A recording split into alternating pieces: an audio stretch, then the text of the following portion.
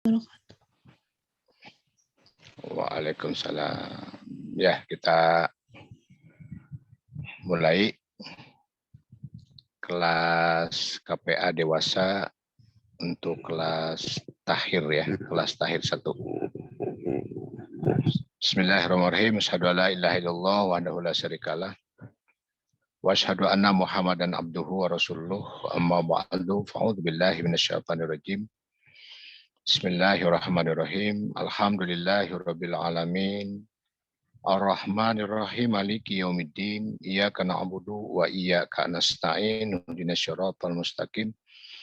Shiratal ladzina an'amta 'alaihim ghairil maghdubi 'alaihim waladdallin. Amin. Qala Allah Ta'ala fi kitabihil karim, a'udzu billahi minasyaitonir rajim. Wa min ayatihi an khalaqalakum min anfusikum azwaja litaskunu ilaiha wa ja'alna bainakuma mawaddah wa rahmah. Inna fi dzalika la ayati li uli yatafakkarun. Rekan-rekan Hudam, Lajnah kelas KPA dewasa yang saya cintai. Assalamualaikum warahmatullahi wabarakatuh. Waalaikumsalam warahmatullahi wabarakatuh. Alhamdulillah wa syukru ala ni'maillah wala haula wala quwata illa billah. Atas limpahan berkah dan rahmat Allah, atas inayah, hidayah dan taufik Allah. Sampai pada sore hari ini kita masih diberikan nikmat sehat dan kesempatan untuk sama-sama hadir dalam acara KPA kelas dewasa hari yang keempat ya. Pada hari Kamis tanggal berapa ini? Tanggal 12 Mei 2022. KPA ini sangat penting untuk diikuti karena sesungguhnya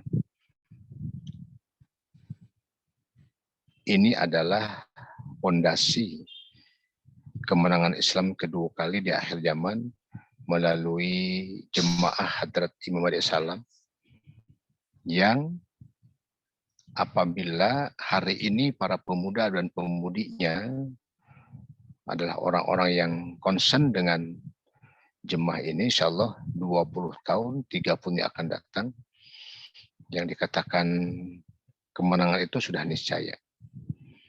Baik, untuk pertemuan pada sesi yang kedua untuk kelas takhir 1 ini, masih tentang keilmuan bab yang kedua, yaitu tata cara pernikahan dalam jemaat.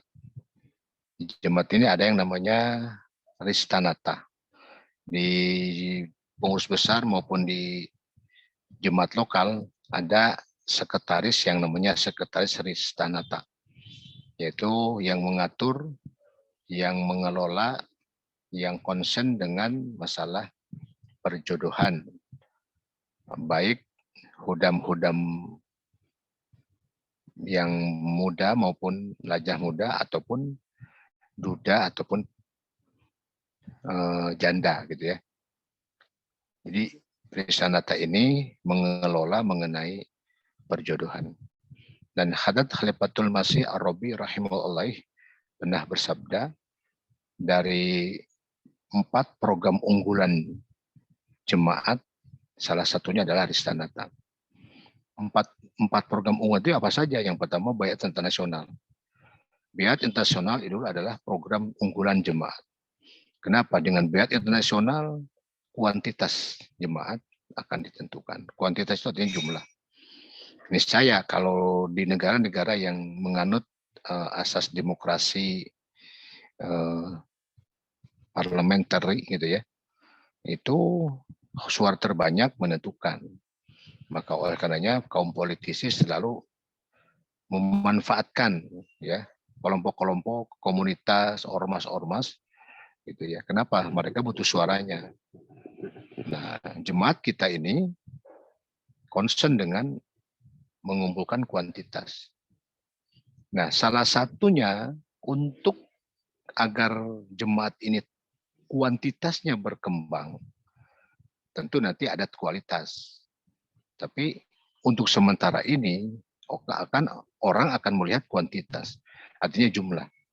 Nah, salah satu agar kualitas tercapai, maka kuantitas dari hasil pernikahan antara laki-laki Ahmadi dengan perempuan Ahmadi itu mutlak harus dilakukan. Kenapa? Akan melahirkan seorang anak yang anak itu lahir dari ibu yang Ahmadi dan ayah yang Ahmadi. Artinya apa? Pembinaannya sudah Ahmadi. Insya Allah akan tercapai kualitas gitu.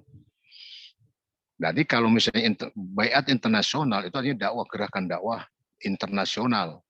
Dengan dakwah itulah banyak orang yang masuk di sini. Nah, itu kan orang luar. Tapi kalau orang-orang yang di dalam, yang sudah lahir di dalam itu, maka jemaat menganggap perlu bahwasanya salah satu dari keempat program itu adalah perjodohan.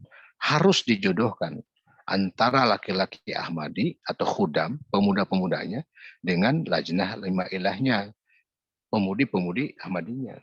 Ketika mereka bersatu, akan membentuk sebuah komunitas yang kuat. Akan melahirkan generasi-generasi yang hebat. Dari khudam yang aktif, lajnah yang aktif. Begitu. Sebenarnya itu yang ingin dicapai dari pernikahan antara Ahmadi itu. Itu sebagaimana Rasulullah selalu mengatakan tunkahu mar'atul arba'in. Nikahilah oleh kamu perempuan itu dengan 4 hal. Kata Rasulullah. 4 hal saja. Tunkahu mar'atul arba'ina. Maksudnya kalau kalian ingin menikah, lihat dari 4 hal ini. Artinya milih dari 4 hal ini. Gitu. Yang pertama lihasabiha, keturunannya, nasabnya. Nah, kadang-kadang orang kan melihat keturunannya apa nih? Darah biru, darah pink, darah hitam, darah kuning, darah ungu, darah merah atau apa gitu. Biasanya bilang, wah ini darah biru nih. Boleh kata Nabi. Tunkahul mar'atul arba'ina. Nikahi oleh kamu perempuan atau laki-laki ini karena 4 perkara. Yang pertama lihasabiha, karena melihat keturunannya. Keturunannya gimana ya? Oh baik nih. Yang kedua apa? Li jamaliha, kecantikannya. Boleh. Kita melihat kecantikannya, oke. Nah, yang ketiga, lima liha, hartanya. Nah, yang keempat, li dini, wali diniha.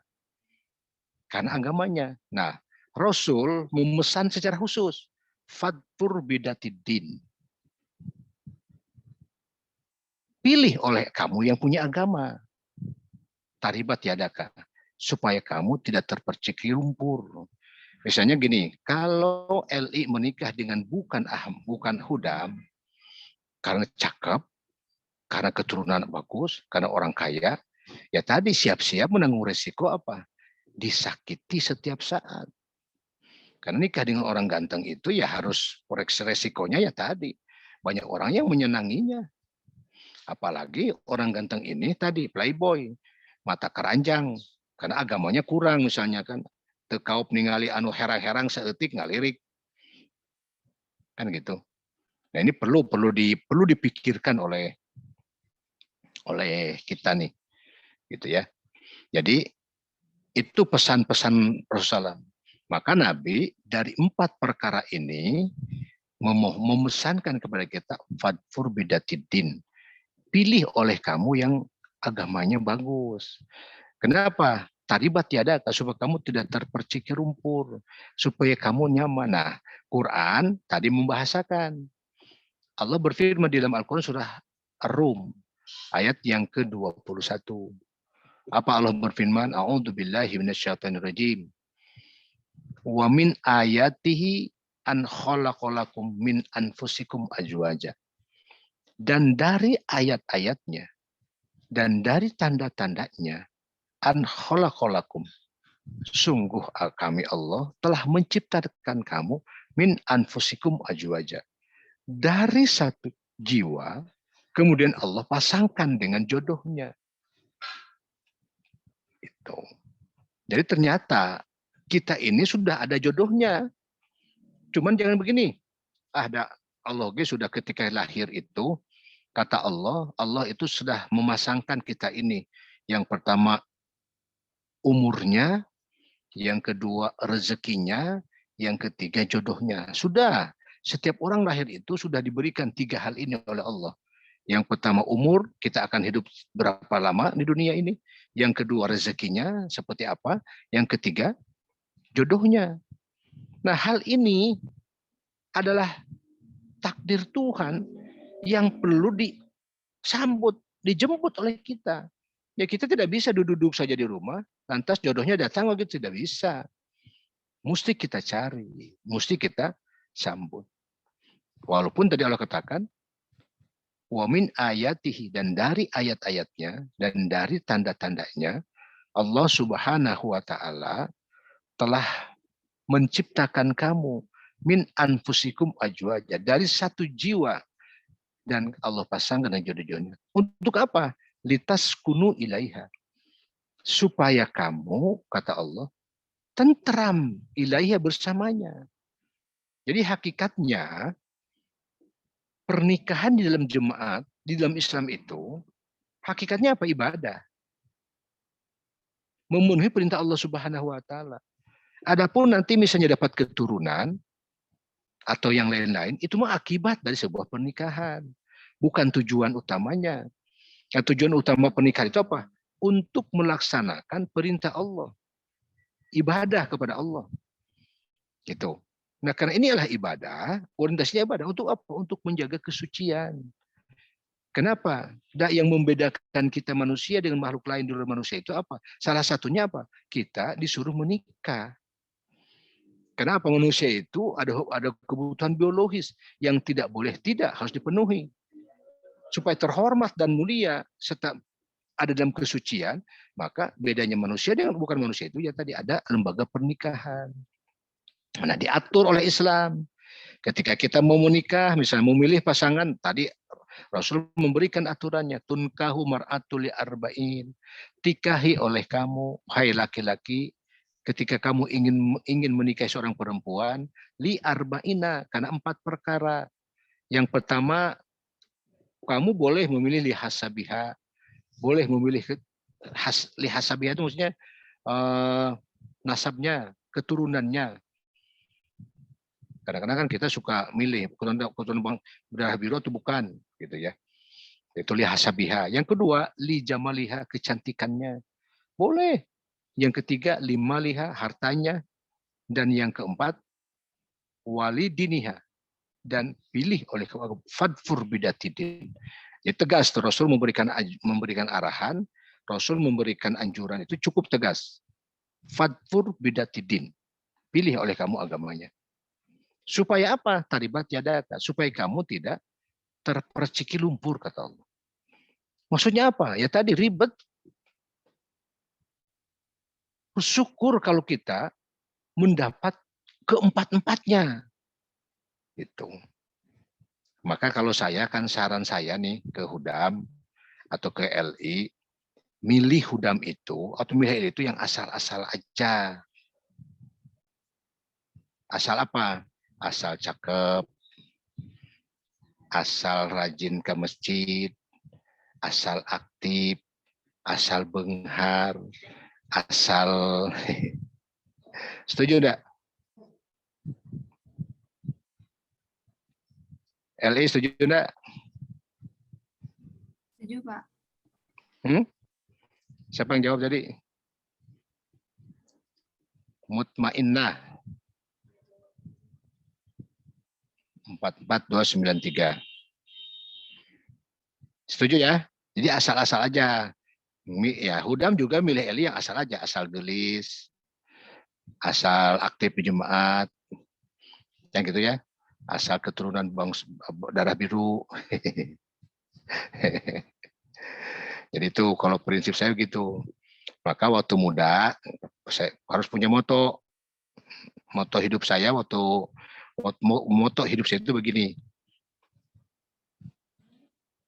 Masa muda poya-poya, sudah tua kaya raya, kalau mati masuk surga. Bisa enggak?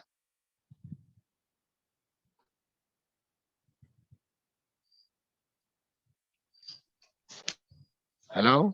Bisa enggak? Alhamdulillah bisa, Pak. Bisa ya? Insya Allah bisa. Oke, siapa nih? Tahir. Siapa yang menjawab barusan? Ridho, Pak. Ridho. Kurnia Hadi. Dari mana Ridho? Perigi, Pak. Pergi Pondok Penukaren. Aren. Oke. Ya. Kenal saya berarti ya? Kenal, Pak, kenal. 50023 Ridho. Oke, Ridho. Bagaimana caranya supaya terpenuh itu? Masa muda poya-poya, sudah tua kaya raya, kalau mati masuk surga. Dinikmatin aja, Pak. Ya iyalah dinikmati pasti. Maksudnya gimana tuh bisa begitu?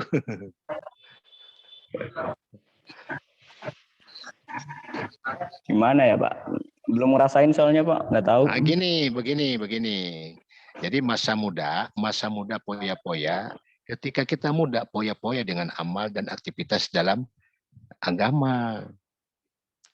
Nah, kalau masih muda kita poya-poya, ketika kita masih muda poya-poya dalam hal amal kita, maka sudah tuanya pasti kaya raya dengan amal. Kalau sudah tua kaya dengan amal, pasti matinya masuk surga kan gitu. Itu maksud saya. Bisa dipahamin, Pak. Maka Ridho, kalau milih LI yang asal-asal aja. Asal cantik, asal rajin, asal apa lagi? Asal rajin sholat. Oke, semangat.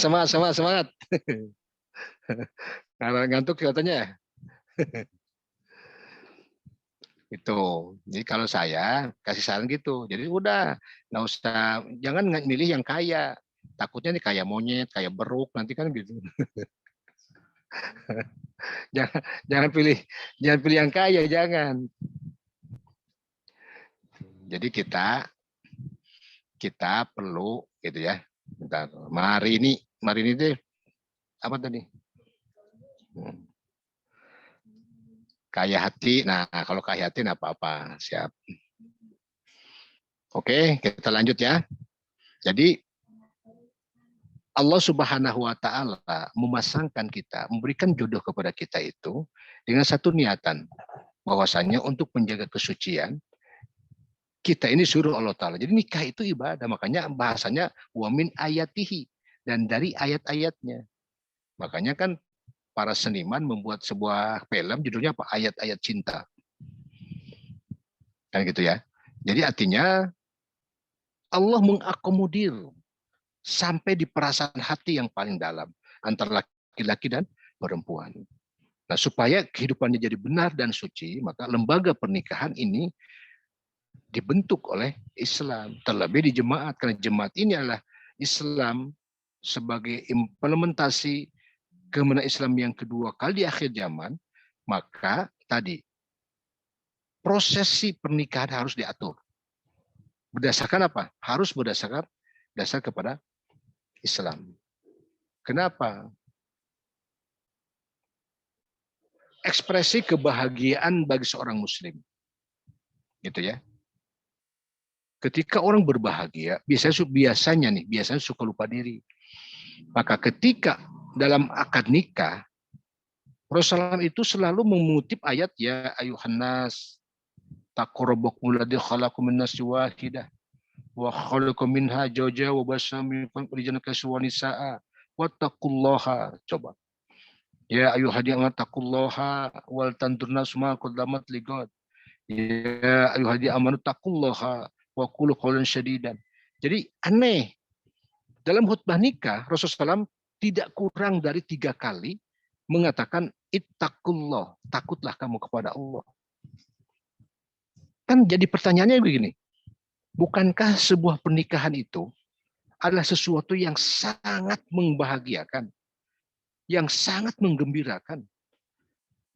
Artinya apa? Puncak sebuah kebahagiaan itu adalah sebuah pernikahan. Yang menjadi aneh, di khutbah nikah, Rasulullah mengingatkannya apa? Ittaqullah. Takutlah kamu kepada Allah. Ini unik. Sangat unik sekali. Jadi, di satu sisi umat Islam sedang berbahagia, di sisi lain dalam khutbah nikah, takutlah kamu kepada Allah. Gitu. Ternyata begini rahasianya, gitu ya.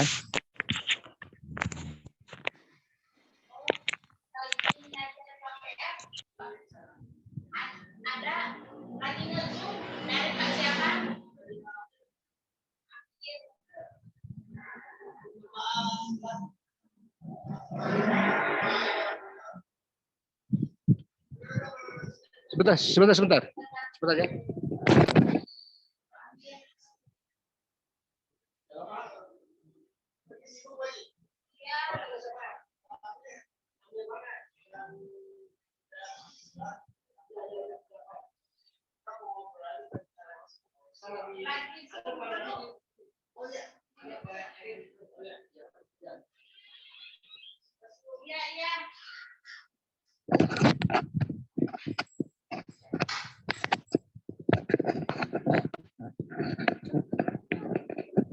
Ya, sorry ya, ada momen baru barusan. Jadi di dalam khutbah nikah, Rasulullah SAW mengingatkan kedua belah mempelai itu ittaqullah. Takutlah kamu kepada Allah. Seolah kan begini, apakah Islam tidak membolehkan pasangan umat Rasulullah SAW untuk berbahagia? Tentu tidak. Apakah Islam tidak menginginkan? Pasti bukan itu.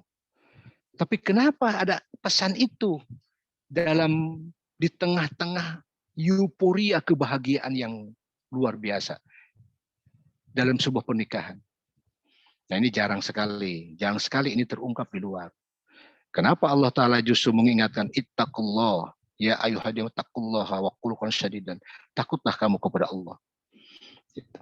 Karena pada hakikatnya, gitu ya, ketika si pasangan mempelai wanita dan laki-laki disatukan dalam sebuah pernikahan, yang boleh saja mungkin perkenalannya belum begitulah panjang. Ada perasaan di dalam hati yang paling dalam dari mempelai wanita. Apa? Ada kekhawatiran. Karena sebentar lagi setelah akad diucapkan, maka si mempelai wanita akan segera berpindah ke keluarga laki-laki yang jadi suaminya. Sementara dia kan baru kenal dengan si suami ini. Apalagi dengan keluarganya. Di hati kecilnya pasti akan bertanya-tanya, bagaimana nanti sikap mertua laki-lakinya kepada dia? Bagaimana sikap mertua perempuannya kepada dia? Bagaimana sikap saudara-saudara suaminya? Mungkin kakak, mungkin adik, mungkin paman, mungkin keponakan, mungkin sepupunya. Bagaimana kepada dia? Karena selama ini dia enjoy hidup bersama ibu, bapak, dan keluarga besarnya. Sebentar lagi dia akan pindah ke keluarga besar suaminya. Nah, perasaan kekhawatiran itu tertangkap dalam khutbah nikah Rasulullah itu hebatnya Rasulullah, begitu peka. Sebaliknya si laki-laki pun sama, gitu. Si laki-laki pun sama ketika dia mengikat sebuah ikatan akad dengan seorang perempuan. Misalnya gini, di dalam kehidupan yang serba sulit hari ini, pertanyaan bagi si laki-laki, kira-kira saya mampu enggak ya nanti mengkhidmati, mencukupi, menyenangkan, menafkahi bukan hanya istri saya tentunya, mertua saya, adik istri saya, kakak istri saya, keluarga istri saya, gimana tuh misalnya? Ada kekhawatiran itu ada. Jadi perasaan yang di dalam jiwa yang tidak terungkap di tengah-tengah kebahagiaan sejatinya diingatkan Allah, takutlah kamu kepada Allah. Artinya kedua belah mempelai diingat Allah Ta'ala, nggak usah khawatir. Hai mempelai wanita, nggak usah khawatir. Jika kamu menganggap suami kamu adalah orang yang bertakwa kepada Allah, jika seandainya kamu menganggap mertua kamu adalah orang bertakwa kepada Allah Ta'ala, no problem tadi, perasaan tadi. Jadi pasti dia akan menyayangi kalian seperti dia menyayangi anaknya, ya suami kalian. Nah, gitu. Itulah pesan khutbah nikah sebenarnya. Itu makanya tadi litaskunu ilaihi. Waja'alna bainakum mawaddah warahmah. Dan kami Allah menjadikan kalian berdua itu mawaddah warahmah, cinta dan kasih sayang. Bukan tujuan pernikahan. Mawaddah warahmah itu bukan tujuan pernikahan. Tapi apa itu akibat dari sebuah pernikahan. Litaskunu ilaih itu bukan dari tujuan pernikahan, tapi akibat sebuah pernikahan. Karena pernikahan hakikatnya apa? Ibadah kepada Allah untuk menjaga kesucian. Begitu. Oke, sampai di sini dulu. Ada pertanyaan?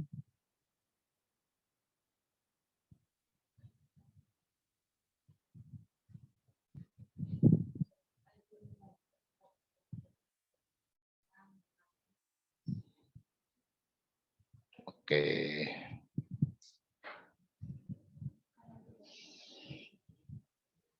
Pertanyaan pertama, mengapa pengurus harus dilibatkan dalam pernikahan anggota? Apakah boleh jika anggota menikah di KUA, lalu dilaporkan ke pengurus? Kemudian untuk pertanyaan kedua, apakah hukumnya mengadakan walimah? Bolehkah jika tidak diadakan walimah, namun hanya diadakan berupa syukuran sederhana dengan mengundang para anggota Ahmadi dan tetangga sekitar? Pertanyaan ketiga, bagaimana jemaat memandang nikah siri dan kawin lari? Pertanyaan keempat, bagaimanakah tanggapan solusi dan sikap jemaat apabila ada anggota yang memutuskan untuk tidak menikah? Oke.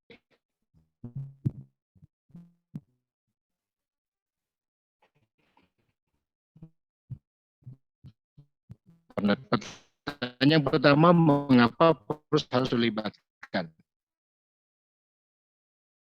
Itu kesisa nata. Kalau sudah terjadi pernikahan, nanti itu oleh siapa? Umur ammah. Kenapa harus dilibatkan pengurus?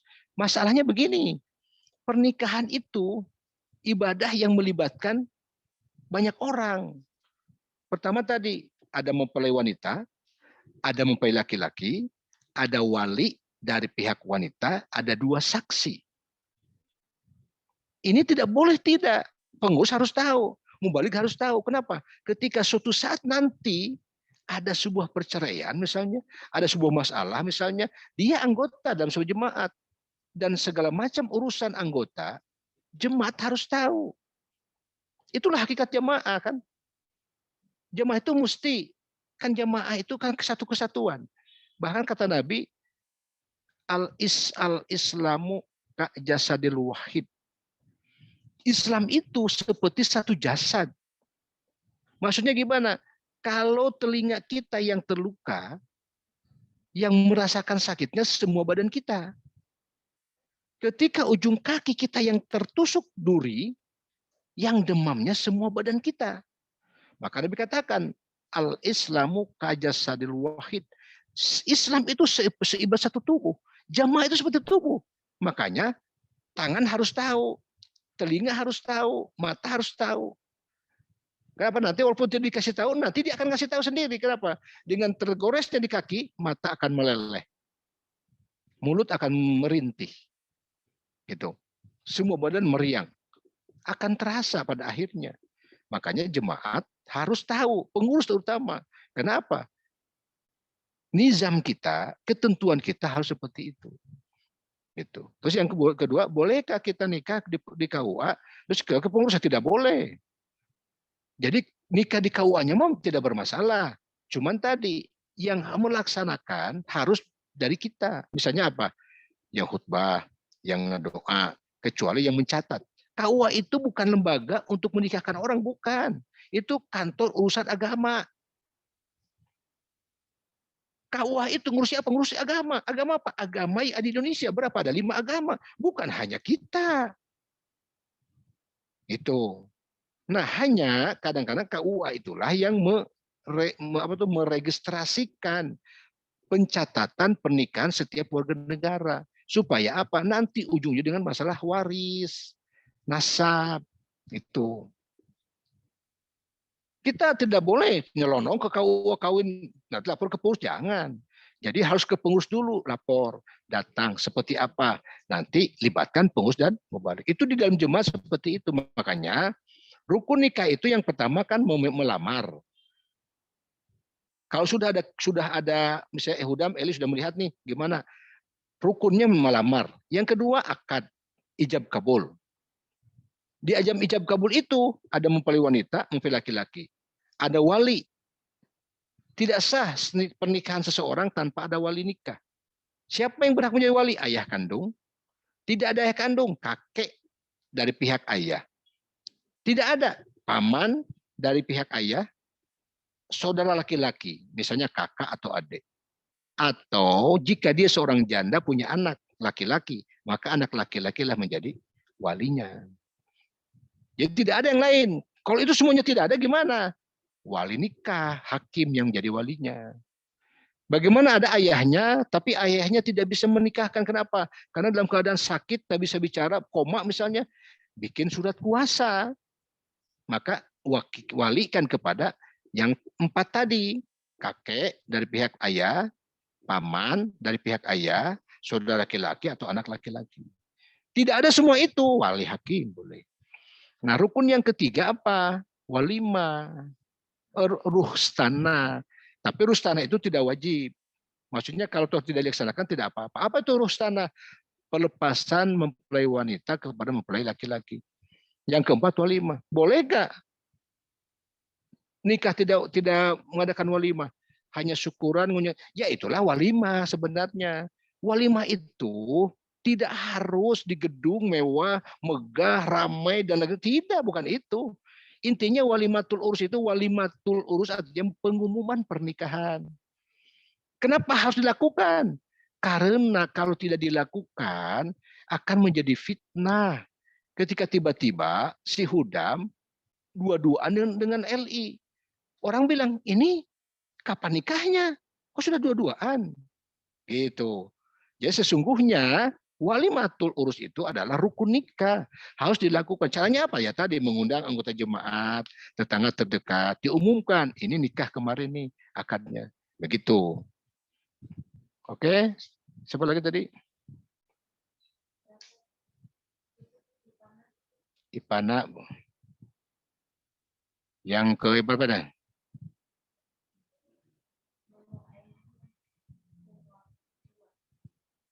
Yang terakhir pertanyaannya, bagaimana tanggapan jemaat, sikap jemaat apabila ada anggota yang memutuskan untuk yang ketiga nikah siri dan kaunari, tidak boleh. Hakikatnya nikah siri itu sah, pernikahannya sah, tapi tidak sunnah, tidak menyunah. Dan orang jemaat tidak bisa melakukan itu, tidak boleh melakukan nikah siri. Kenapa? Pasti akan menjadi fitnah. Gitu. Kenapa harus diumumkan? Nikah itu harus diumumkan. Nah, kalau nikah siri, nanti urusannya dengan apa? Dengan juga nasab, waris. Dan orang harus tahu memang, harus diumumkan. Apalagi nikah lari. Nikah lari yang akan jadi walinya siapa? Kan tidak sah nikah seseorang yang tidak ada walinya. Ada seorang ayahnya dan dia tidak ridho menikahkan, misalnya, dan tidak mewakili siapa-siapa, artinya dia pernikahannya tidak sah.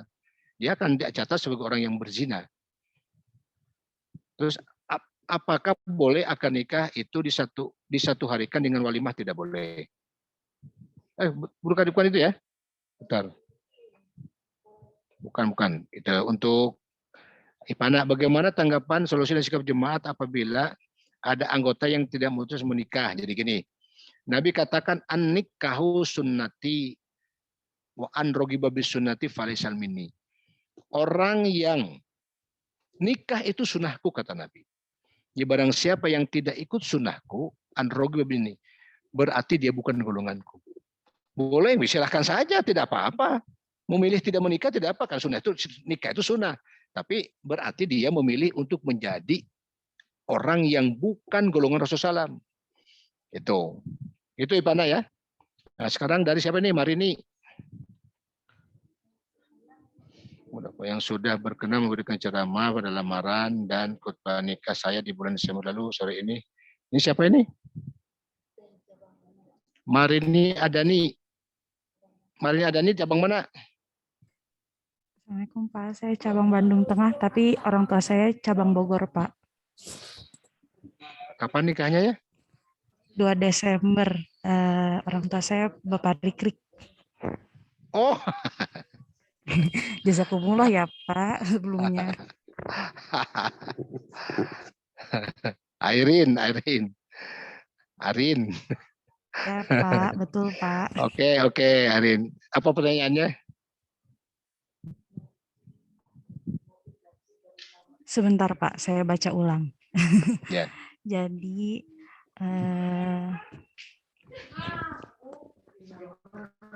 saya ingin mendapatkan motivasi dari Bapak terkait kehidupan pasca menikah.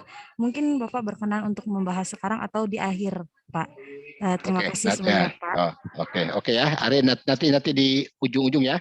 Baik, Untuk Pak. semuanya ya. Untuk semuanya, Ya, terima kasih. untuk yang belum maupun yang sudah berumah tangga baru-baru ya. Nanti Betul, saya Pak. akan sampaikan. Jazakumullah. Maaf Ini Pak, sekarang lanjut lagi dulu. berisik kondisinya ya Pak. Oke. Jazakumullah, Pak. Nopi Hanifah, bentar ya, Nopi Hanifah 20845. Saya akan mempunyai teman seorang Ahmadi, Pak. Tapi dia itu ketika ortunya atau saya ingatkan jika Ahmadi itu harus menikah dengan Ahmadi lagi, dia selalu bilang itu tadi yang kata Bapak maut, rezeki, jodoh, dan gak ada yang tahu. Dan udah jadi ketetapan Allah. Jadi katanya mau dia sama Ahmadi atau enggak juga yang penting calonnya itu baik, tanggung jawab dan bisa bimbing dia. Bagaimana ya Pak cara menyadarkan orang seperti itu? Jadi gini, jodoh, rezeki dan maut itu Allah yang menentukan. Itu betul. Pertanyaannya, bagaimana kamu bisa tahu kalau saya jodoh kamu? Gitu ya. Atau sebaliknya, justru begitu. Bentar ya. Kedua, jika diundang oleh anggota Ahmadi menikah dengan Gar Ahmadi, emang iya Pak nggak boleh menghadirinya? Apa boleh akan nikah satu dengan Oke ya, kita jawab satu-satu ya. Jadi gini, jodoh rezeki maut sudah ditentukan Allah Ta'ala benar. Tapi masalahnya, kapan kita tahu itu? Kalau kita tidak jemput. Nah itu sudah datang. Masalahnya ente belum Ahmadiyah, saya orang Ahmadiyah. Artinya apa? Kita masih terhalang jodohnya. Belum tentu kita jodoh. Kenapa? Karena kamu dan saya berbeda. Kenapa saya mesti di Ahmadiyah? Kan Rasul sudah mengatakan, tunkahu mar'atul arba'in. Nikahi oleh kamu, saya sebagai calon kamu atau kamu jadi calon saya. Kenapa? Karena agama. Gitu. Saya itu orang Ahmadi, kamu orang Ahmadi. Nah, para Ahmadi itu punya aturan seperti ini. Dan orang Ahmadi tidak boleh menikah dengan bukan Ahmadi. Alasannya apa? Sah perkawinannya. Tetapi saya berarti tak melubangi perahu. Kan gitu. Semut merah, tolong. Ada enggak semut merah menikah atau kawin dengan semut rang-rang gitu, sama semut hitam? Kan tidak. Di antara hewan saja, dia memilih yang sejenisnya.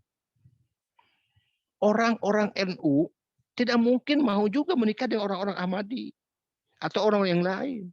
Kenapa? Masalahnya tadi kufu kata Nabi, harus setara. Gitu. Jadi cara mengingatkannya apa tadi? Kalau memang kamu ingin menikah dengan saya dan kamu merasa itu saya jodoh saya, apa? Syarat pertamanya kamu harus jadi orang Ahmadi dulu. Belajar dulu seperti apa sih? Yang kedua, kamu itu sebenarnya wajib beat kepada Imam Mahdi itu. Bukan hanya segera untuk menikah dengan saya, bukan, tapi kewajiban loh. Itu. Oke. Terus tadi yang keduanya apa? Pertanyaannya kedua apa? Pertanyaan yang keduanya, ada nggak Pak suara saya? Soalnya di sini sinyalnya. Ada. Oke. Nopi ya. Dibaca dulu lagi. Oke, coba baca, tolong baca. Jika kita diundang oleh anggota Ahmadi yang menikah dengan Gar Ahmadi, itu tuh tidak boleh Pak. Iya. Menghadirinya, tapi sedangkan kan di Islam sendiri, ketika kita mendapatkan undangan pernikahan itu kan katanya wajib ya untuk menghadiri. Oke. Itu bagaimana Jadi, ya? Jadi gini, jangan sampai terjebak dengan kalimat jika kamu diundang, kewajiban bagi orang Islam, ada 6 hak yang perlu dipenuhi dari orang Muslim yang lain. Salah satunya apa? Menghadiri undangan. Tentu undangan itu undangan yang benar menurut syariat. Kalau orang Muslim mengundang kita untuk main gapleh, apa kita harus hadir? Kan tentu tidak. Apalagi ini, kita sudah diberikan aturan oleh pemimpin kita, oleh Rasul kita, oleh imam kita. Bahkan Rasul sendiri yang mengatakan. Gitu. Jadi kenapa tidak boleh? Karena itu tadi. Karena orang ini telah melakukan sebuah pelanggaran. Kalau orang Ahmadi yang menikah dengan orang Ghair Ahmadi, kita orang Ahmadi tidak boleh hadir dalam pernikahannya. Tapi kan tidak, katanya kalau ada undangan pernikahan, iya. Undangan kalau undangan itu benar menurut syariat. Nah kalau kita diundang oleh orang Ghair Ahmadi dalam suatu pernikahan, boleh hadir? Boleh hadir. Karena itu mah orang-orang Ghair Ahmadi jelas gitu. Aturan kita tidak bisa intervensi ke dia. Nah kalau ini yang mengundang, itu apa? Tubuh kita ini mah yang undangnya. Tubuh kita yang apa? Yang kita melukai diri kita sendiri. Bagaimana caranya? Oh aneh. Kalau orang lain boleh dihadiri, kalau kita tidak boleh dihadiri, ya tadi. Kalau yang di sono itu urusan orang lain. Kita tidak bisa intervensi atas keyakinan dan pemahaman mereka. Tapi kalau kita, jelas-jelas orang kita yang tahu aturan, tapi kita yang melanggar aturan, masa kita hadiri? Harusnya apa? Ada punishment, ada reward kan? Dalam kehidupan di dunia nyata itu, ketika ada seseorang yang melanggar aturan organisasi, aturan perusahaan, aturan apa saja, maka yang berhak memutuskan hukumannya apa? Ya orang-orang organisasi itu, bukan orang luar.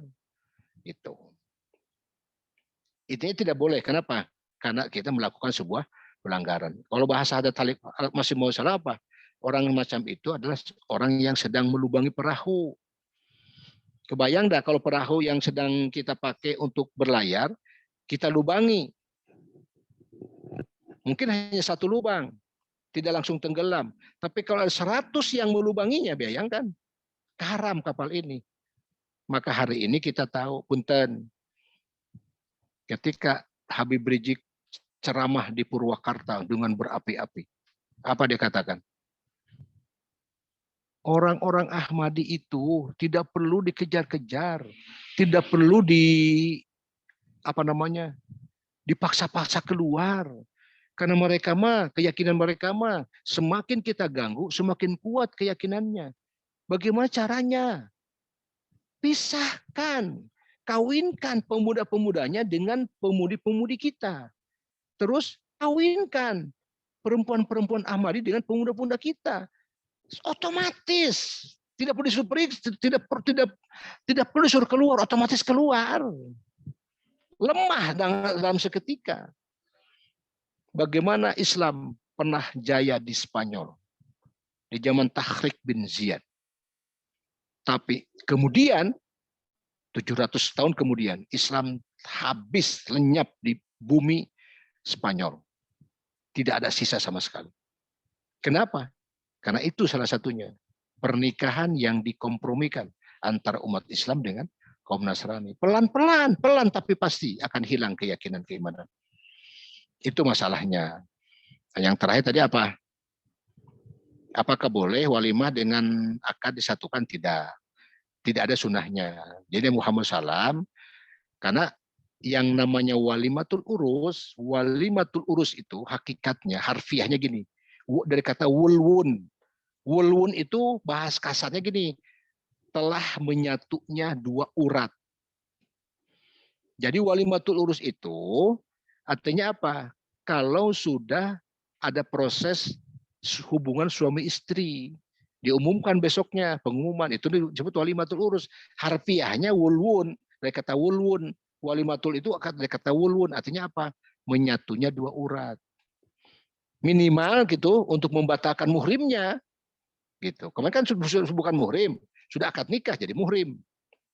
Sudah halal nih. Jadi dihalalkan dulu baru diumumkan, begitu. Oke? Ada yang lain?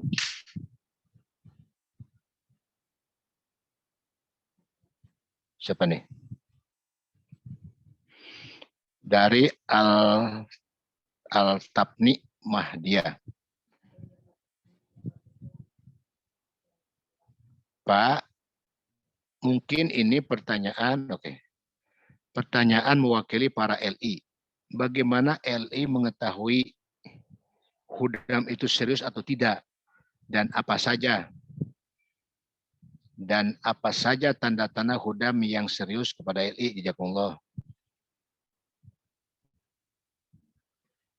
Oke, nah makanya untuk bagaimana bisa kita mengetahui hudam itu serius dengan LI atau tidak, makanya itu tadi saya katakan, kenapa mesti ada proses, mesti ada lembaga di dalam Jemaat ini, melibatkan pengurus dan mubalik. Gitu. Si hudam akan datang ke pengurus dan ke mubalik, saya suka dengan LI itu, tolong penghubungkan. Bagaimana tanda-tanda si hudam itu suka dengan LI, dia akan datang terus, akan nanya kapan, siapa, gimana kuliahnya, tiba-tiba WA lagi. Itu tanda-tanda itu bahwa dia ada perhatian. Gitu. Otomatis seperti itu. Nah, untuk supaya kita tahu, makanya tadi si hudam harus menghubungi pengurus atau mubalik, LI pun juga sama. Nggak usah malu-malu, kenapa? Ini lembaga yang diadakan oleh Khalifah untuk apa? Untuk kemaslahatan kita bersama. Gitu. Ya kalau tanda-tanda hudam yang serius mah gampang lah. Apa dia akan selalu perhatian, nanya, itu akan selalu ngontak, nyari tahu nomor kita, nyari tahu siapa kita, baik kepada temannya ataupun ke orang terdekat kita atau orang-orang pengurus dari wali. Seperti itu tanda-tandanya. Oke, ada lagi?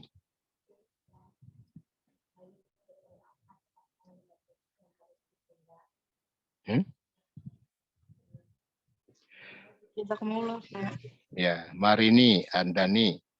Bagaimana jika mempelai wanitanya sedang haid setelah akad? Apakah walimatul urusnya harus ditunda? Ya tidak. Tidak, buatnya begini. Minimal ya. Sekali lagi minimal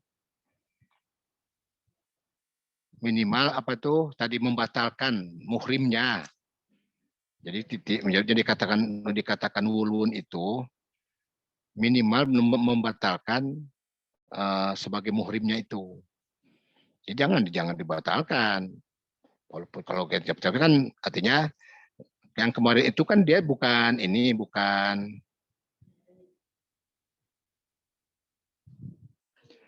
ya kan membatalkan ini begini. Tidak harus mengadakan hubungan suami istri. Pra hubungan saja sudah tidak bermasalah. Kan gitu ya, artinya kan bermesraan atau apa, suami istri lah, yang misalnya karena sedang haid, yang satu tidak dilakukan. Itu sudah otomatis sudah batal. Kan gitu, sudah menghalalkan, sudah halal itu. Gitu. Yang jelasnya, tidak boleh kecuali ada masalah yang sangat urgen yang tidak bisa misalnya diganggu gugat misalnya gitu ya. Jadi Islam itu mengatakan apapun yang ketentuan yang sudah baku tetapi ada uzur boleh dilakukan. Kalau tidak ada uzur tidak bisa dilakukan itu. Jadi akad besoknya walimah. Gitu. Atau 2 hari berikutnya walimah. Jangan terlalu lama. Dari akad sampai ke walimah jangan terlalu lama, jangan begini akadnya hari ini, walimahnya tahun depan, sudah punya anak 2 baru walimah misalnya. Kelamaan. Gitu. Saya mau tanya, mungkin ini mewakili para hudam. Raza, panitia. Bagaimana cara atau kiat-kiat dalam mendekati atau berkomunikasi dengan lajnah? Soalnya saya suka blank, Pak. Ya kalau misalnya kita tidak bisa mendekati lajnah, caranya gimana?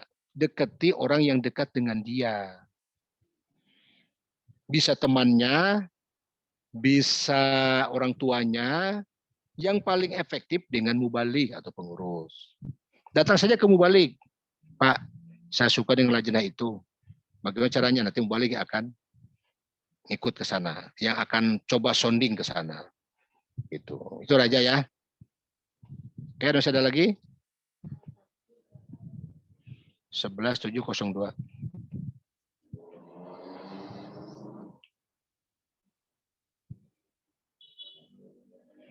Masih ada? Oke, tinggal berapa menit lagi ya? Sambil jalan ya. Tadi dari Airin, bagaimana kiat-kiat kita hidup berumah tangga. Jadi kemarin saya sudah pernah sering saya menjelaskan. Kehidupan suami istri itu, kalau kita ilustrasikan, seibarat sepasang sepatu. Di mana sepatu itu kadang-kadang berjalan kelihatan tidak kompak, tetapi arahnya sama. Kaki kanan ke kiri itu arahnya sama. Walaupun tadi ketika kaki kanan melangkah, jangan pernah coba-coba kaki kiri ingin mendahului kaki kanan. Nanti acolok-acologan. Jadi ketika kanan melangkah, setialah kaki kiri menunggu di belakang. Begitulah bergantian. Coba perhatikan sepasang sepatu. Sepasang sepatu itu serupa, mirip, tapi tidak sama. Kenapa? Yang satu kanan, yang satu kiri. Tapi serupa. Serupanya apa? Harga yang kanan dengan harga yang sebelah kiri itu sama. Adakah sepatu yang beda harga kanan dan kiri? Tidak ada, Pak. Tidak ada kan? Jadi kanan dan kiri sama harganya. Artinya di hadapan Tuhan tidak saling melebihi. Yang laki-laki dan perempuan punya hak yang sama di hadapan Tuhan. Jadi apa? Penghuni sorga. Bagi wanita punya hak jadi penghuni sorga. Bagi yang sang laki-laki berhak menjadi penghuni sorga. Tapi perlu diingat, sepatu yang sebelah kanan tidak bisa dipakai oleh kaki yang sebelah kiri. Bisa enggak ditukar? Kiri ke kanan, kanan ke kiri. Bisa enggak? Tidak, Pak. Ada perannya Tidak. masing-masing, Pak. Nah, jadi tidak bisa. Sepatu yang sebelah kanan enggak boleh bertukar posisi. Ngerti tidak maksudnya saya kira-kira ini? Ke arah mana maksudnya? Paham, Pak. Iya. Jadi jadilah Pak istri dan jadilah suami. Jangan dibalik-balik. Seorang istri, ya istri. Istri, istana suami tempat rahmat ilahi. Suami setia untuk amanah menjaga istri. Jangan dibalik. Sekarang ada istilah istiqomah. Ikatan suami takut istri di rumah. Baru dengar saya, Pak. Baru ya. Jadi nggak bisa ditukar, nggak boleh bertukar posisi karena kan banyak sekali orang yang kalau di sinetron judulnya apa coba? Dunia terbalik. Ya. Jadi tidak boleh dibalik. Perankan istri sebagai istri, berperanlah suami sebagai suami. Insya Allah ketika itu dijalankan, insya Allah jalan. Coba perhatikan, kalau sepatu hilang yang satu, gimana yang satunya? Tidak bisa dipakai lagi, Pak. Dibuang saja. Iya, jadi artinya betapa pentingnya pasangan itu. Seorang suami yang ditinggal istri, kelihatan banget itu perbedaan sikap itu. Atau sebaliknya. Jadi begitu luar biasa. Makanya ketika kita masih sama-sama, yang satu rusak, yang satu nunggu di tukang sol, setia ngikutin kan, yang satu dijahit, yang satu juga dijahit. Seperti itulah rumah tangga. Seperti sepasang sepatu. Sepatu setia sampai tua. Setuju? Siap, setuju Pak. Itu Airin ya. Paham kan? Terus Paham Pak, jazakumullah. yang berikut gini. Dalam rumah tangga, ingat, fungsikan ya masing-masing. Jadi gini, suami itu adalah ar-rijalu qawamun 'alan nisa. Pelindung bagi perempuan. Perempuan itu disebut oleh Nabi apa? Seperti tulang rusuk. Kenapa disebut tulang rusuk? Karena tulang rusuklah yang melindungi organ tubuh kita yang paling vital di dalam. Liver, paru, jantung. Tanpa tulang rusuk, bayangkan. Artinya apa? Ibu punya peran untuk apa? Melahirkan generasi. Vital itu dalam kehidupan. Tetapi perempuan akan di backup oleh ketiak ini. Ini laki-laki. Itu perannya masing-masing. Makanya kenapa ibu yang baik, ibu yang soleha akan melahirkan anak-anak yang soleha. Bukan bapak. Bapaknya seorang nabi, ibunya seorang yang ibunya tidak beriman kepada nabinya. Anaknya sama-sama tenggelam dengan orang yang tidak beriman kepada Nuh alaihissalam contohnya. Nah, dalam proses rumah tangga tentu tidak akan selalu mulus. Mesti ada, kedekatannya kan itu sebuah badai, seperti apa bahtera. Mengarungi sebuah samudra yang begitu luas dan dahsyat. Kadang ombaknya tinggi, kadang tenang. Ketika ombak tinggi, kalau bahteranya kurang tidak kompak antara nahkoda dan navigatornya, ya pasti akan pecah kapalnya. Oleh karena itulah, sadari suami itu manusia, istri juga manusia. Artinya apa? Kita bukan malaikat yang selalu benar, dan kita bukan setan yang selalu salah. Kita itu manusia, kadang salah, kadang benar. Jadi ketika istri salah, oh iya dia manusia. Ketika suami keliru, oh iya manusia dia. Dia bukan malaikat dan bukan setan. Kita langsung sadar, oh iya. Kita mau mengerti dengan itu. Tapi kalau kita orientasi pertama seolah-olah tidak boleh ada salah, ya kita kan bukan malaikat. Yang tidak mungkin tidak ada salah. Gitu. Insya Allah. Sekeras apapun tantangannya, kita akan bisa melaluinya. Asal tadi masing-masing punya kesadaran. Yang berikut, tahu kan lemari es dengan lemari baju? Lemari es apa, Airin?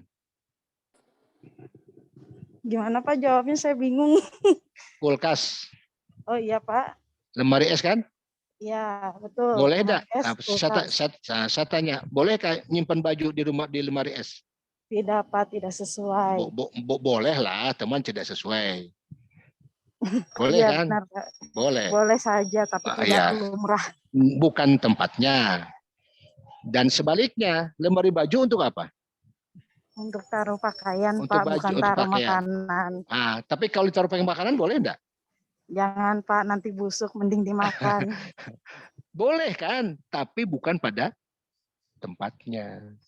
Tidak Jadi maksud saya sesuai, begini, Pak. maksudnya gini, tempatkan kita sebagai istri harus seperti apa kita sebagai istri?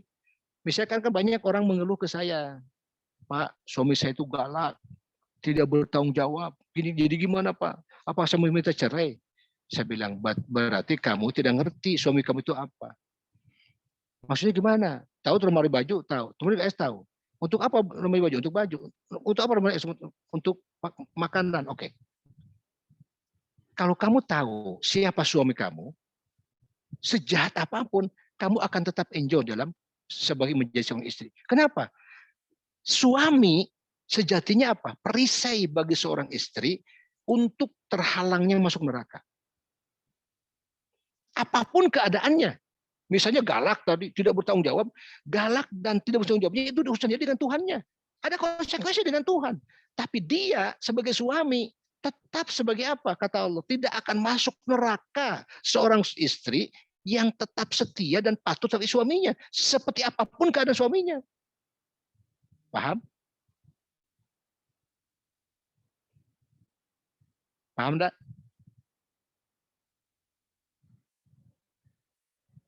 Paham Pak, jazakumullah.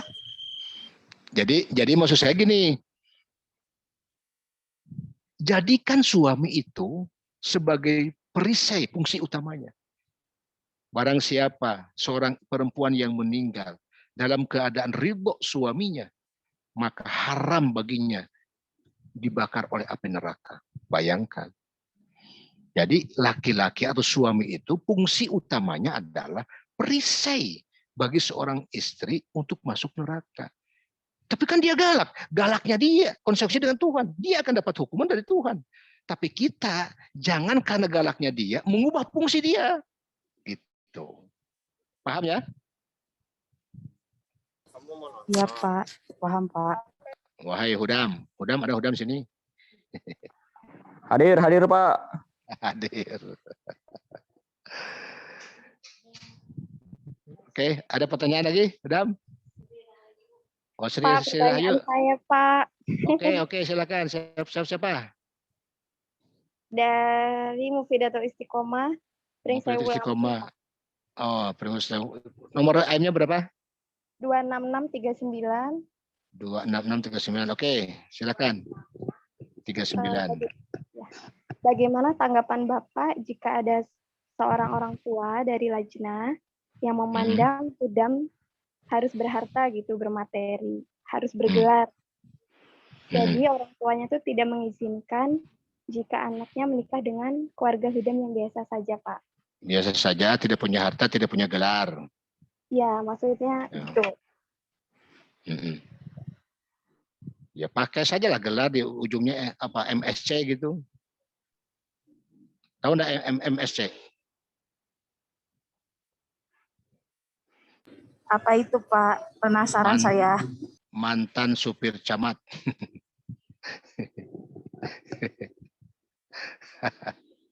Oke. Jadi gini, yang pertama orang tua ini jelas salah. Gitu ya. Jadi kalau ngukur orang dengan gelar, jabatan, dan harta bendanya, kenapa? Barang itu tidak menjamin, sangat tidak menjamin kalau itu adalah sumber kebahagiaan. Kan gitu ya. Tapi manusiawi dan niscaya setiap orang tua tentu menginginkan anak perempuannya yang dia sayangi, dia kuliahin, dia segala macamnya gitu ya. Tidak mau hidup terlantar dan melarat, tidak mau, itu pasti. Semua orang tua punya harapan semua itu. Tapi orientasinya jangan selalu seperti itu. Gitu. Kalau bukan yang bergelar, tidak mau lewat. Ya kasihan kalau begitu. Kenapa? Hudam yang punya gelar dan punya harta itu tidak banyak. Dan Hudam yang punya gelar dan punya harta juga akan milihnya LI yang punya gelar punya harta juga nanti.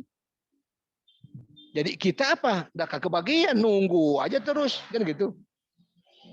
Berdoa saja kepada Allah. Ya Allah, ini saya punya anak perempuan.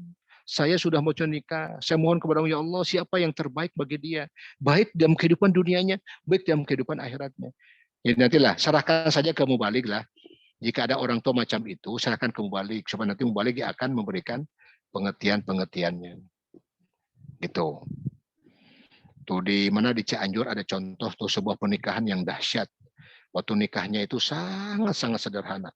Saya salut dengan LI-nya, mau menerima seorang hudam yang apa? Ya tadi kerjanya serabutan. Kadang-kadang dia jualan yogurt, jualan minyak tanah, jualan segala macam. Waktu pertama itunya, dia mau menerima tuh. Sampai-sampai maharnya itu minjem dari temannya. Minjem dulu gitu. Maharnya dipinjam, tolong pinjamkan cincin saya kasihkan ke istri saya. Nanti sudah saya pasangkan, yang penting ada syarat mahar, nanti saya akan ganti. Sekarang hidupannya apa coba? Waktu saya di Cianjur tugas, kalau tidak saya, dia itu candah paling besar di Cianjur. Punya usaha sendiri, punya mobil, punya rumah, punya toko. Tidak punya gelar, hanya lulusan STM. Tidak punya pekerjaan, tapi si Eli ini lihat bahwa saya kenapa milih dia, kenapa saya lihat bertanggung jawab, mau kerja keras. Hasilnya, alhamdulillah. Gitu. Saya nanti kalau gitulah serahkan saja ke mubalik, nanti mubalik akan datang ke orang tua macam itu supaya nanti orang kita akan ngobrol dengan dia. Dan ini contohnya nih, ada contoh kok. Ketika dia menikah, bulan madunya apa di ruang kontrakan, bukan pakai kasur tapi apa pakai di sehelai tikar. Begitu sederhananya, subhanallah. Tapi hari ini hidupnya berkah, punya anak-anak, anaknya kuliah, sudah punya kerjaan, dia juga punya kerjaan. Luar biasa. Oke? Rahayu, mana Rahayu? Silakan Rahayu.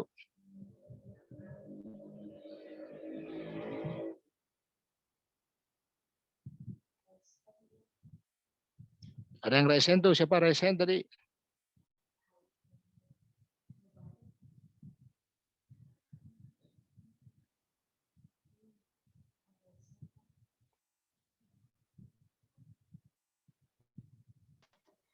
Assalamualaikum, Pak.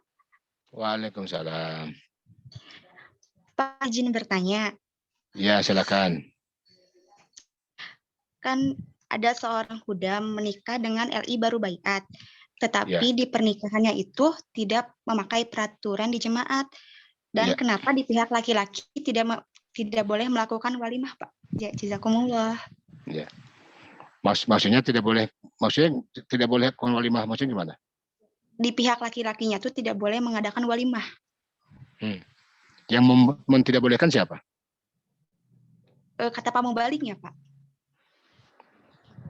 Jadi tidak boleh mengadakan walimah di rumah prianya karena dia menikah tidak dengan peraturan jemaat. Oh, iya. Jadi karena itu kan ada pelanggaran. Kenapa tidak boleh? Karena ada pelanggaran. Kayak gitu. Jadi tata cara walimatul urus itu jelas diatur oleh Islam. Semuanya tadi, karena nikah itu as-sunnati, an-nikah sunnati. Nikah itu sunnah. Ya. Jadi karena nikah itu sunnah, maka seluruh ritual pernikahan pun harus ikut sunnah. Nah, boleh tidak? Jadi kalau tidak ikut sunnah Rasulullah, maka jemaat akan. Nah, jemaat itu datang di muka bumi itu untuk meluruskan yuhyidin wa yuqimus syariah, menegakkan kembali agama dan meluruskan ke syariat. Kenapa? Seluruhnya syariat Islam di sana itu sudah murat-marit dalam pernikahan, dalam kematian, dalam kelahiran. Itu masuk bid'ah yang begitu kuat, berakar dan kuat luar biasa. Nah, Imam Mahdi datang sejatinya itu apa? Untuk mengubah keadaan itu. Nikah itu sederhana aja kok, tidak rumit. Nabi Muhammad mencontohkan seperti apa pernikahan Rasulullah SAW. Luar biasa. Kenapa seperti itu? Untuk terciptanya apa? Listaskunu ilaiha wajalna baikanauma wada warahmah. Supaya tercapai tujuan atau hakikat apa akibat nikah itu. Gitu. Makanya tadi kalau misalnya tidak sesuai dengan aturan jemaat, maka otomatis kita pun tidak boleh hadir, kita tidak boleh melakukan A, B, C, D gitu. Seperti itu. Maka tolonglah ikuti saja insya Allah. Kenapa? Kita menikah bukan untuk 1 hari. Ingat, ibadah, satu-satunya ibadah yang durasi waktunya paling lama, apa coba?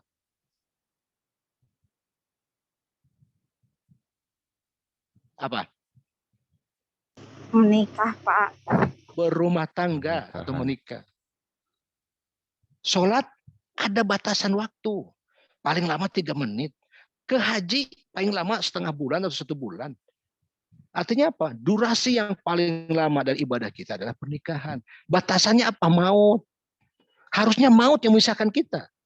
Dan ingat, sepanjang itu ibadah kita. Allahu Akbar, subhanallah. Jika kita pahami itu, maka sorga sedang kita ukir dari setiap sudut dan ruangannya. Rumah tangga adalah akan menciptakan sorga kita. Itu. Wahai LI, wahai Hudam, ingat ya. Ingat bahwa kalian bukan hanya sekedar bersatu, tidak usah melihat fisik, karena kebahagiaan sejati bukan di situ. Bukan. Ingat, pernikahan itu kalau kurang cakep, kurang tinggi, kurang ini. Jadi view-nya turunkan yang terlalu tinggi. Kenapa? Yang tinggi ujungnya akan maut. Yang cakep ujungnya juga akan jadi apa? Tidak usah itu yang dilihat. Yang penting apa tadi? Karena kebahagiaan yang hakiki nanti apa? Sama-sama ke masjid, sama-sama aktif, sama-sama saling mendukung. Aduh, subhanallah, indah. Indah sekali. Saya banyak sekali nih, jadi mubalik sudah 28 tahun. Banyak sekali dikeluhi oleh setiap rumah tangga Ahmadi yang menikah dengan orang gair. Pada akhirnya apa? Datang ke mubalik, mohon doa. Kenapa? Akan terjadi perceraian, karena A, karena B, karena C. Tuh, pasti. Kalau toh tidak, dia bertahan demi apa? Untuk menjaga. Malu saya, sudah ngotot dulu nikah dengan gair, tapi sekarang mau cerai. Daripada malu, dia tahan penderitaannya. Sepanjang itu, coba bayangkan. Tapi coba perhatikan, ibu bapak kita, yang ibunya jemaat, bapaknya jemaat, enjoy kelihatan. Rumah tangganya ini sama-sama pergi jalsa ke Kadian, sama-sama pergi jalsa, ijtima, aktif, sama-sama, cinta. Indah, indah sekali. Oke? Ada lagi?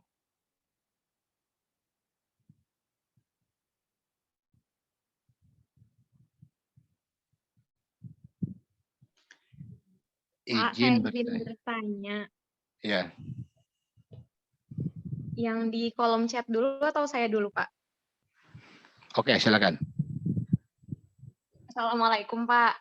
Tadi kan dikatakan jika Hudam serius dengan seorang lajnah, maka ia akan berusaha mencari tahu tentang lajnah tersebut ya, Pak. Salah satunya mencari tahu tentang lajnahnya secara langsung ke lajnahnya itu. Iya. Nah, mau nggak mau bakalan ada hubungan nggak sih, Pak, setelah itu? Nah, sedangkan mereka belum siap untuk menikah. Apakah dibenarkan seorang lajnah dan hudam, misalnya katakanlah itu pacaran atau saling commit each other ya, Pak? Itu gimana, Pak? Terus jadi gini, lagi, Pak. Oke. Mubarikah, oke. Iya, Pak. Ya, terus. Apa sih kewajiban seorang istri dan kewajiban seorang suami? Jazakumullah, Pak. Ya, gini. Kenapa di jemaat ini, lembaga ini harus berjalan? Supaya apa? Di dalam Islam itu tidak ada pacaran. Yang ada namanya ta'aruf. Perkenalan. Mengenalkan si A, si B, si C. Kenapa? Kita akan menikahi dia bukan 1-2 hari. Harus kenal siapa keluarganya, bagaimana karakter sifatnya, apa pendidikannya, itu harus pasti itu. Gitu ya. Tapi jangan nyelonong. Misalnya tiba-tiba saya kenal ini nyelonong gitu, tidak ada. Itu nanti akan terjadi hal-hal yang tidak diinginkan. Makanya tadi kalau memang serius ingin menjalin sebuah jalin rumah tangga, maka tempuh jalurnya. Nah, sekarang kita kan punya ada Komite Ristanata Nasional. Libatkan mubahir dan pengurus, selalu itu. Kenapa? Karena dia itu, kan begini, semua kita pasti memiliki blind spot. Pasti. Ada titik yang kita tidak bisa tahu. Yang tahu siapa orang lain. Gitu, makanya dalam sepak bola mesti ada pelatih. Meskipun si pelatih ini tidak sehebat pemain bolanya. Kenapa? Pelatih itu mengetahui titik-titik lemah setiap orang. Nah, kita kadang seperti itu. Ada titik blind spot. Ada titik yang kita betul-betul gelap, tidak tahu. Tapi orang lain tahu. Makanya libatkan pengurus. Mubalik. Dia tahu. Oh, si Anu ya? Oh, iya. Nanti saya akan coba ya. Itu. Jangan nyelonong. Dilibatkan. Dan itu akan dapat referensi dari pihak orang itu, Pak. Oh, si Anu itu kalau tidak salah, ini. Hanya off the record tentunya. Supaya apa? Supaya tadi temeli kucing dalam karung. Tidak membeli kucing dalam karung, kan gitu ya. Istilah pepatahnya. Gitu. Nah, kalau sudah ada hubungan, misalnya kan, maka tadi ada ta'aruf 1, ta'aruf 2, ta'aruf 3, dita'arufkan. Kita bertemu. Setelah itu, sudah Pak lah, cocok nih, mau lamar saya, lamar. Ingat, kalau sudah dilamar, tidak boleh menerima lamar orang lain. Kalau sudah ditawar, haram hukumnya. Jangan gini, lamar 1, aja datang, terima lagi. Wah, jangan. Gitu ya, tidak boleh seperti itu. Jadi kalau sudah ada yang dekat, terus sudah terucap, sudah dilamar, sudah jangan menerima lamaran atau jangan melamar orang yang sudah dilamar. Oke, Mbak Rika? Oke Pak, jazakumullah. Satu lagi Ya. Pak, itu tadi Apa? kewajiban seorang istri setelah Iya. dan suaminya juga Pak. Istri wajib hanya satu saja, taat terhadap suaminya. Tugas suami apa? Mencuci, masak, ngurus budak, kasih nafkah. Itu tugas suami itu. Enak istri kan? Kerjaan istri cuma satu loh. Taat terhadap suami.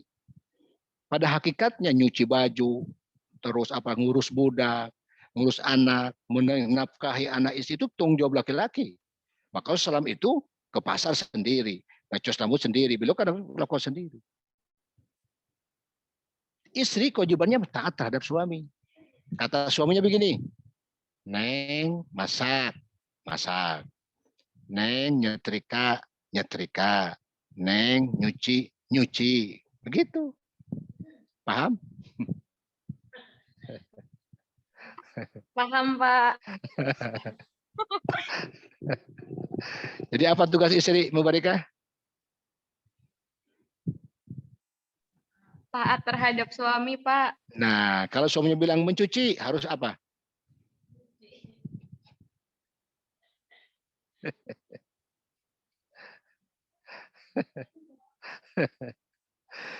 Iya, makanya seorang istri hanya wajibnya taat. Makanya suami yang baik pasti akan menolong pekerjaan istrinya yang 24 jam bekerja tanpa henti. Itu. Suami yang hebat tergantung siapa istrinya. Support habis-habisnya. Gitu ya. Insya Allah. Oke? Oke Pak, izin tanya dong Pak. Siapa nih? Marini Pak, Arin Pak. Oh, Airin coba. Pak, kalau tadi kan dibilang istri itu tugasnya taat pada suami. Tapi bagaimana misalkan tadi istrinya sedang kelelahan, jadi negosiasi dengan suaminya, apakah tetap dibilang taat Pak? Iya, jelas lah. Kita di Allah pun bisa bernegosiasi kok. Kita disuruh puasa, tapi kita sakit. Ya Allah, saya sakit. Cek Allah teh. Waman kana minkum maridun aw ala safarin fa'iddatu min ayyamin ukhur. Perintah wajib loh. Puasa itu wajib. Tapi ketika sakit kata Allah silahkan bayar di tempat yang lain. Apalagi suami. Tentu bisa kompromi. Makanya tadi supaya suami selalu didapati kompromi, beli hatinya. Paham? Supaya begitu ngomong, Bang, saya itu ini, oh iya enggak apa-apa. Kenapa? Karena suaminya betul-betul terbeli hatinya oleh istrinya. Jadi ketika si istri dalam keadaan kondisi apapun, suaminya ngerti.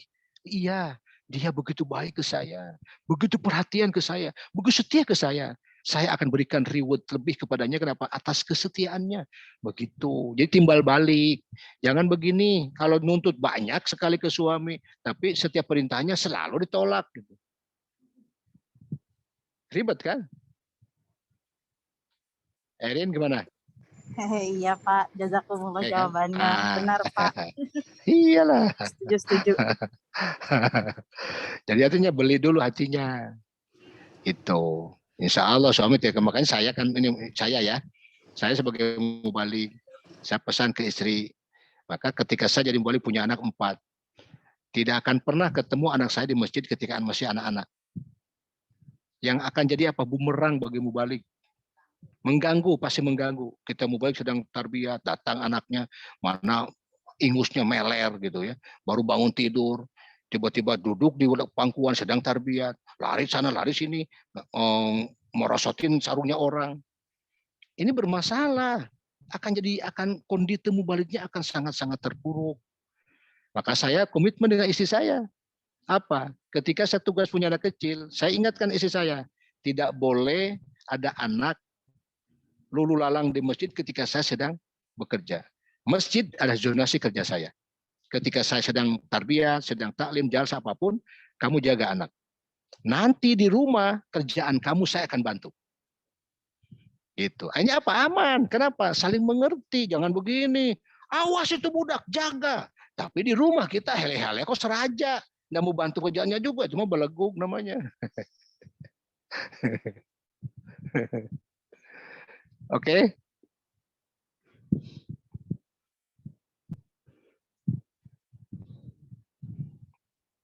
Ada lagi? Pak, izin bertanya, Pak. Oke, siapa nih? Iftihar, Pak. Iftihar IMSI-nya 339007. Mungkin lebih ke iya, Pak. Lebih ke minta saran aja, Pak. Sebenarnya yang saran dari Bapak itu buat kalau lewat mubalik sama pengurus itu, Pak. Saya juga sudah pernah nyaranin ke teman gitu, Pak, buat cobain hal itu, dan mungkin teman-teman Hudam yang lain juga ngerasain hal yang sama. Kadang ada rasa malu atau canggung atau takut juga gitu ke mubaliknya teh. Nah, mungkin buat ngilangin itunya gimana gitu, Pak? Ada saran? Jadi gini, kemana yang lebih dekat? Kan jemaat itu bukan hanya mubalik, ada pengurus, ada Pak Ketua, ada sekretarisnya. Datang yang bisa enjoy kita bicara. Misalnya, aduh segan ke mubalik mah, saya datang ke Sekretaris aja. Kebetulan masih muda, ada kesehatannya ngobrol-ngobrol. Carilah orang yang bisa nyaman, yang penting ada perantara. Gitu. Di jemaat masing-masing kita akan selalu membantu. Makanya tadi, nggak usah sungkan-sungkan ke mubalik mah datang. Ketok pintu kapan saja. Mubalik tolong ini di masjid di mana, kapan saja bisa. Insya Allah, gitu ya. Tidak bisa ke mubalik ya ke pengurus. Karena itu solusi yang paling bisa ditempuh ketika kita susah ya, segan menghadapi elit, kumaha caranya ya. Datanglah ke pengurus. Itu. Saya di sini kan banyak sekali Hudam, bagaimana? Hayo saya bantu, saya antar, bahkan saya antar sendiri. Itu. Saya yang jadi sopirnya. Saya nganterin. Kenapa? Karena itu tugas mubalik harus gol. Wisata itu pegangan jemaat loh yang harus disukseskan. Nggak boleh tidak. Itu Ip. Oke, baik, Pak. Cukup. Terima kasih, Pak. Oke. Ada lagi yang lain?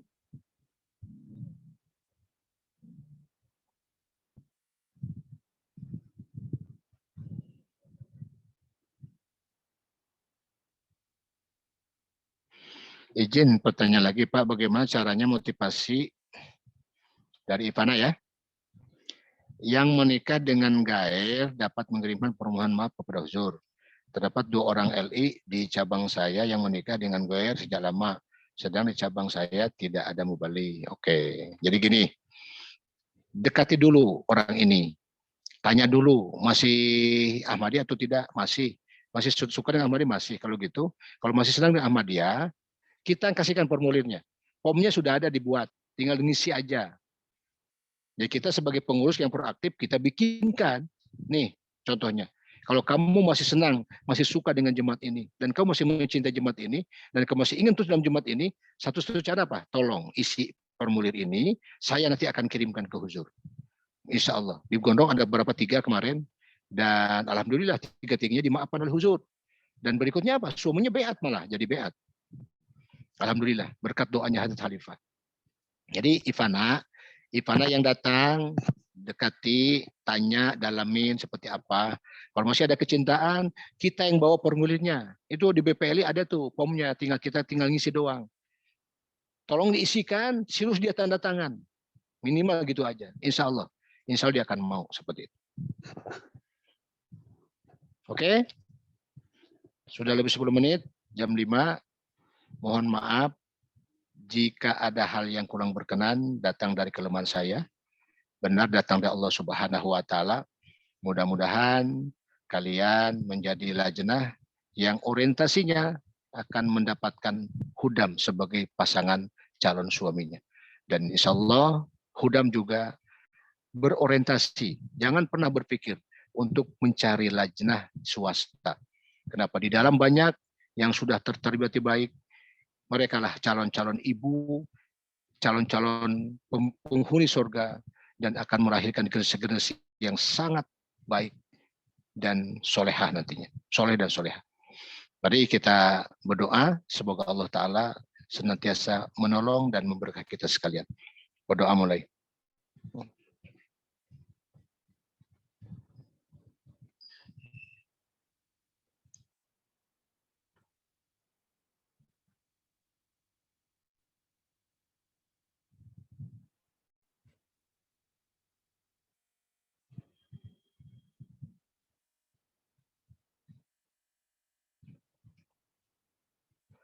Rabbana atina fid dunya hasanah wa fil akhirati hasanah wa qina adzabannar.